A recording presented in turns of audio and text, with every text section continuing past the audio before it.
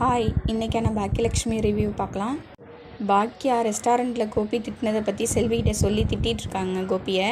அப்போ செல்வி சொல்கிறாங்க, நீ பழனிசாமி சாரை கல்யாணம் பண்ணிக்கோ பாக்கியா அப்படின்னு சொல்கிறாங்க. அதுக்கு பாக்கியா சொல்கிறாங்க, பழனிசாமி எனக்கு ஒரு ஃப்ரெண்டு தான், அவரை என்னால் கல்யாணம்லாம் பண்ணிக்க முடியாது, எனக்குன்னு சில கனவுகள் லட்சியம்லாம் இருக்குது, நான் பெரிய பிஸ்னஸ் உமன் ஆகணும் அப்படின்ற மாதிரிலாம் சொல்லி பேசிகிட்டு இருக்காங்க.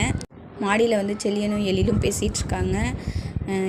செல்லியனோட குழந்தைய பற்றி செல்லியன் கவலைப்பட்டுக்கிட்டு இருக்காரு. எழில் ஆறுதல் சொல்லிகிட்டு இருக்காரு. இன்னும் கொஞ்சம் நாளையில் வந்துடுவாங்க, ஜெனியும் குழந்தையும் வந்துடும், நீ கவலைப்படாத செல்லியா அப்படின்னு சொல்லிட்டு இருக்காங்க. அப்போ அவங்க அப்பா வந்துடுறாரு. அவங்க அப்பா அமிர்தா விஷயத்தில் பாக்கியா பண்ணது தப்புன்னு சொல்லி திட்டுறாரு பாக்கியாவை. எழிலுக்கும் செல்லியனுக்கும் கோவம் அவங்க 2 பேர் கிளம்பி போயிடுறாங்க. இதெல்லாம் ராதிகா கிட்டே சொல்லிகிட்டு இருக்காரு கோபி.